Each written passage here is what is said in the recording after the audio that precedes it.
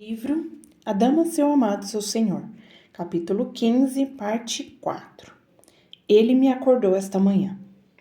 Durante aquela época penosa, descobri a diferença entre o amante e o Senhor.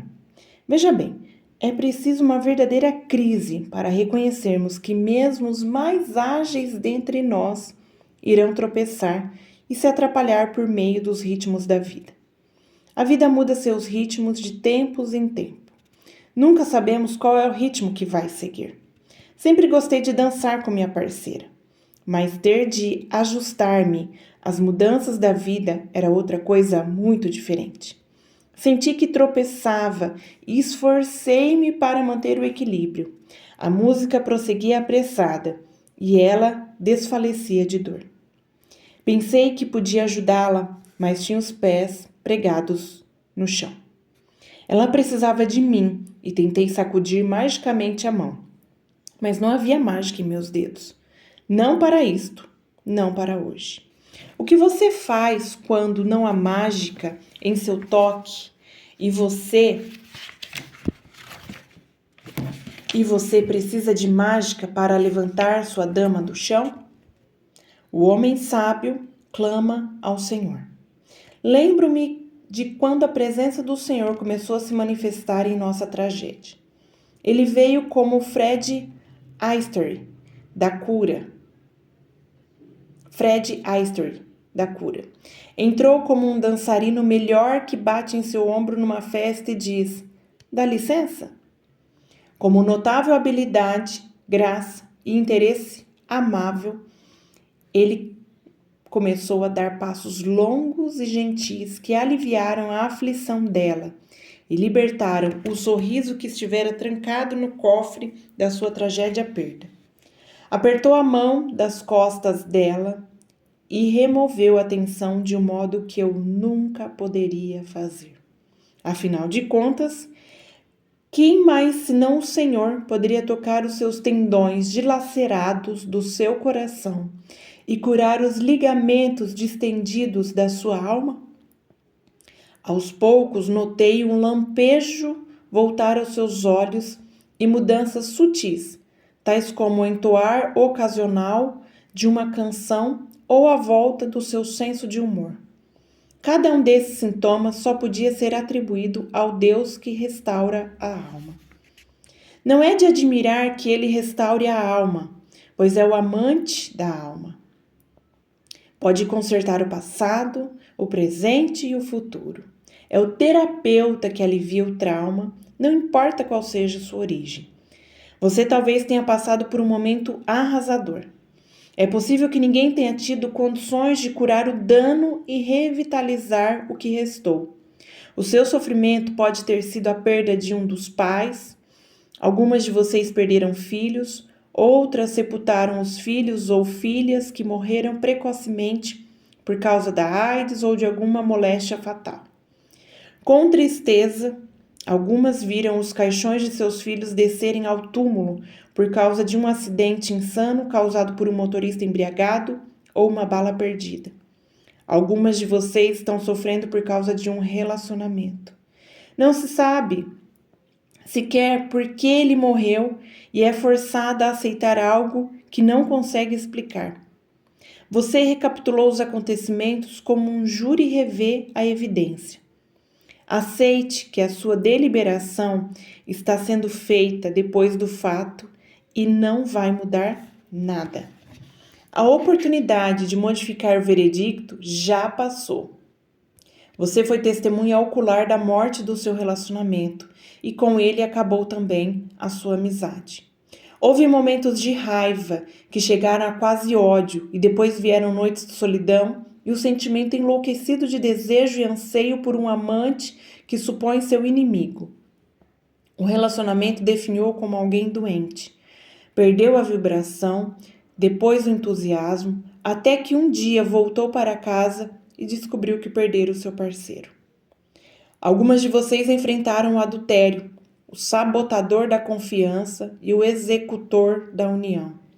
Algumas de vocês entraram no quarto e viram um incidente tão chocante que não conseguiram mais esquecer.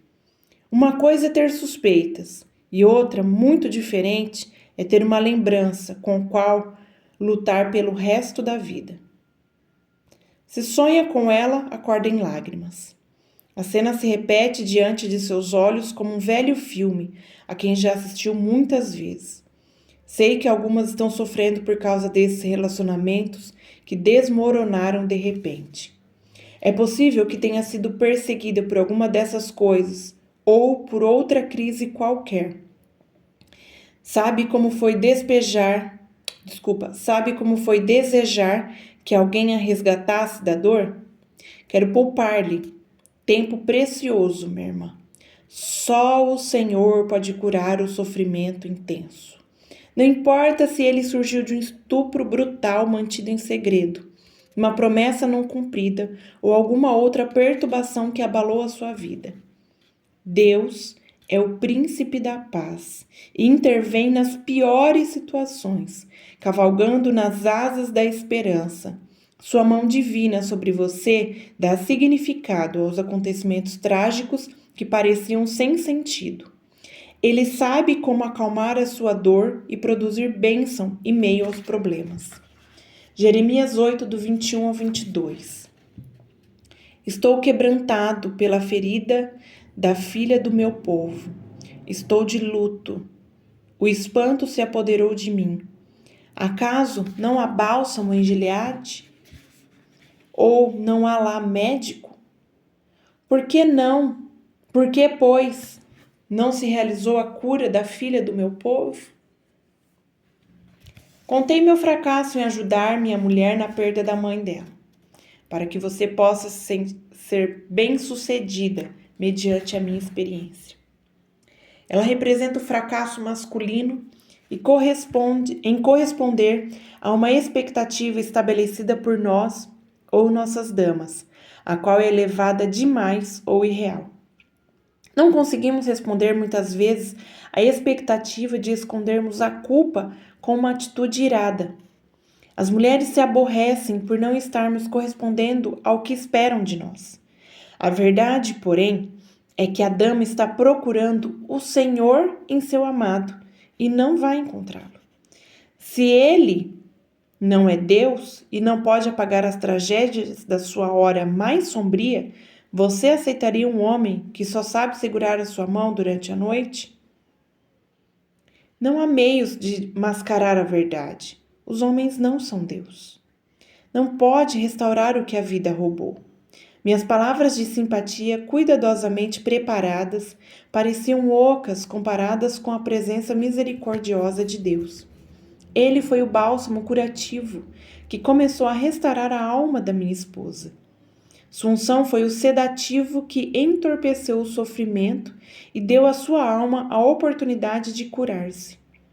Fiquei feliz com a intervenção do Senhor e humilhado ao reconhecer o abismo que existe entre o homem e que o Senhor pode fazer. Estremeço ao pensar no que possam fazer as mulheres que enfrentam traumas sem ele. Tem de buscar a cura em si mesmas? A dama tem poder para isso? A resposta é um não categórico. É possível que em sua autoconfiança se tenha tornado tão grande que não mais confie em Deus. Sua tentativa de evitar o desapontamento da rejeição criou a auto-idolatria. Em resumo, você depende de você mesma em tudo. Tornou-se o seu próprio amante e o seu próprio senhor. Mas você não é melhor do que os homens nesse terreno. Deixe que o Senhor seja Deus em sua vida. Se ele pôde restaurar a alma combalida da minha esposa, poderá restaurar também a sua. Você deve, porém, buscar o Senhor. Não queira brincar de Deus. Sei que talvez seja independente. É necessário, no entanto, que permita que ele a ajude a vencer a noite. Só ele tem poder para curá-lo. Não vai conseguir isso sozinho. É verdade, só Deus realmente pode curar. Algumas mulheres, no entanto, procuram relacionamentos na esperança de alguém, em algum lugar, irá deter os sofrimentos da vida. Elas se tornam prostitutas. Fazem qualquer coisa por amor ou atenção. Seu passado se torna seu cafetão. Faz exigências e elas obedecem.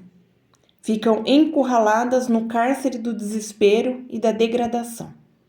Vendem-se a si mesmas. Não é por dinheiro que se envolvem com homens indesejáveis, mas para se sentirem especiais por alguns minutos, a fim de contrabalançar os meses infindáveis em que não se acharam grande coisa. Essas mulheres vão passando de homem em homem, como velhas senhoras que procuram os artigos em liquidação nas bancas das lojas. Então, estão em busca de um pedaço de amor ou de uma xícara de afeição nos relacionamentos em casos sem significado. Essas mulheres não são como aquelas que acham que podem resolver tudo sozinhas. Elas sabem que não são capazes. Foram, porém, convencidas de que em alguma parte existe um homem montado num cavalo branco que irá finalmente aparecer e despertá-las do pesadelo que é sua vida. Desde as histórias de fada até os comerciais que anunciam telefone de médiums, perpetuamos o mito que afirma haver lá um, entre aspas, senhor certo, que tornará maravilhosa a sua vida. Aconselhei muitas mulheres que pensam que tudo o que precisam é uma companhia. Como é tolo imaginar que alguém virá num cavalo branco sem que haja uma necessidade pessoal da parte dele. Os homens de hoje quase sempre estão procurando alguém para responder ao seu apelo. Todos estão buscando um salvador, mas procuram no lugar errado e os casamentos se desfazem. Você pensa mesmo que surgirá um homem em busca do peso que a sua cura colocará sobre ele? Mesmo que tivesse disposto a isso, abre parênteses, e a maioria não está, fecha parênteses. Salmos 1:3. Ele é como árvore plantada junto à corrente de águas, que no devido tempo dá o seu fruto, e cuja folhagem não murcha, e tudo quanto ele faz será bem-sucedido. Copie a passagem, especialmente se tem sido o tipo de mulher que se entrega a uma fé, entre aspas, sonhadora, e deixa de pôr em prática o que lhe foi concedido. Basta personalizar o versículo desse modo. No lugar de ele, você vai colocar o seu nome. Então, o seu nome será como uma árvore plantada junto à corrente de águas, cuja folhagem não murcha, e tudo quanto, aí o seu nome, faz, será bem-sucedido. Copie, leia, creia e faça.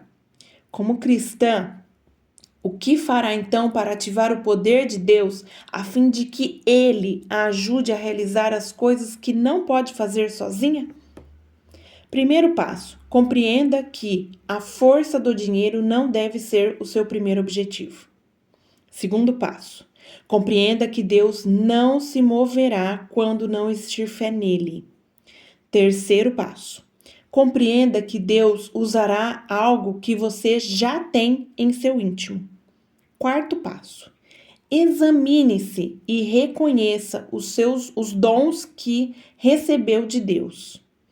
Quinto passo, use os dons que ele lhe deu, mas lembre-se de que Deus também dá as ideias. Ele não assina cheques, nem faz dinheiro cair do céu. Dá pensamentos e o dom da criatividade. O que você faz com eles é o seu dom para ele. Sexto passo. Põe em prática esses dons, caso contrário, eles não agirão a seu favor. Não basta reconhecer os seus dons, você deve pô-los em prática para realizar seus sonhos e atingir seus alvos. Faça. Sétimo passo. Dê glória a Deus quando atingir os seus alvos. Todavia, não reclame o crédito para você mesma. Sempre reconheça que o mérito é dele.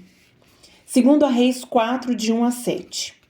Certa mulher, das mulheres dos discípulos dos profetas, clamou a Eliseu dizendo: Meu marido, teu servo, morreu, e tu sabes que ele temia ao Senhor. É chegado o credor para levar os meus 2 filhos para serem escravos. Eliseu perguntou: Que te hei de fazer? Diz-me que é o que tens em casa. Ela respondeu: Tua serva não tem nada em casa, senão uma botija de azeite. Então disse ele: Vai, pede emprestadas vasilhas a todos os teus vizinhos, vasilhas vazias, não poucas. Então entra e fecha a porta sobre ti e sobre os teus filhos. E deita o teu azeite em todas aquelas vasilhas. Põe a parte a que estiver cheia. Partiu, pois, dele e fechou a porta sobre si e sobre os seus filhos. Esses lhe chegavam as vasilhas e ela as enchia. Cheias as vasilhas, disse ela a um dos filhos: Chega-me aqui mais uma vasilha. Mas ele respondeu: Não há mais vasilha nenhuma. E o azeite parou. Então foi ela e fez saber o homem de Deus. E ele disse: Vai, vende o azeite e paga a tua dívida, e tu e teus filhos vivei do resto. Todos os pontos discutidos nesse capítulo se encontram na história dessa mulher. Ela era tão pobre que ia ter de entregar os filhos como escravos. Estava esmagada e aflita por causa das dívidas a serem pagas. A seu ver, a ausência de um homem provocara o seu dilema. Todavia, está prestes a descobrir o poder de Deus. Ela reconhece, em primeiro lugar, que é esposa de um profeta. E ficamos então sabendo que era uma mulher que buscava a Deus e só a Ele.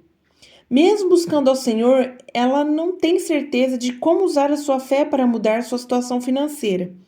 Quando o profeta lhe ordena tomar vasilhas emprestadas, ela prova que tem fé. Age de acordo com as ordens dele. Já imaginou? A mulher estava endividada ao máximo. E Eliseu manda que peça vasilhas emprestadas. Parte da sua fé se baseava no fato de que, a essa altura, não tinha mais nada a perder. Ela já mostrara que sozinha não tinha força para conseguir sustentar a família. Precisava de ajuda divina. Note agora que o homem de Deus lhe mostrou como usar as coisas que já possuía. Este é o valor do bom ministério, mostrar como ativar o que você tem em seu íntimo. Eliseu pergunta: O que é que você tens em casa? Essa é uma pergunta significativa que todos deveríamos nos fazer. Você deve sempre saber o que tem. Não basta saber o que os outros têm, pois não será libertada com isso. Você só será capacitada mediante o que tem. Como essa mulher da Bíblia, você possui recursos que Deus pode usar para abençoá-la economicamente. Ele irá capacitar aqueles em quem confia. Não importa o que recebeu, lembre-se sempre dele. O Senhor continuará a guiá-la e capacitá-la com criatividade cada vez maior. Espero que esteja motivada para usar seus recursos dados por Deus e tornar-se uma mulher de ação. À medida que ele lhe der criatividade e você perceber que está abrindo porta após porta em seu benefício, não se esqueça de lhe dar honra. Como fazer isso? Basta responder a quem perguntar que a sua arma secreta é o seu relacionamento com o Senhor. Isso é tudo que Ele quer de você. É simples, mas muitos deixam de lembrar. Por favor, não esqueça. A sua próxima decisão financeira depende da sua habilidade de louvá-lo pela anterior. Não tema o futuro. O futuro não pode machucá-la. Está pronta para o seu próximo pensamento, dom ou sua próxima instrução? Deve recebê-los assim. Provérbios 3, 6 a 10. Reconhece-o em todos os teus caminhos, e ele endireitará as tuas veredas. Não seja sábio aos teus próprios olhos. Teme ao Senhor e aparta-te do mal. Será isto saúde para o teu corpo e refrigério para os teus ossos. Honra ao Senhor com os teus bens e com as primícias de toda a tua renda. e se encherão fartamente os teus celeiros, e transbordarão de vinho os seus lagares.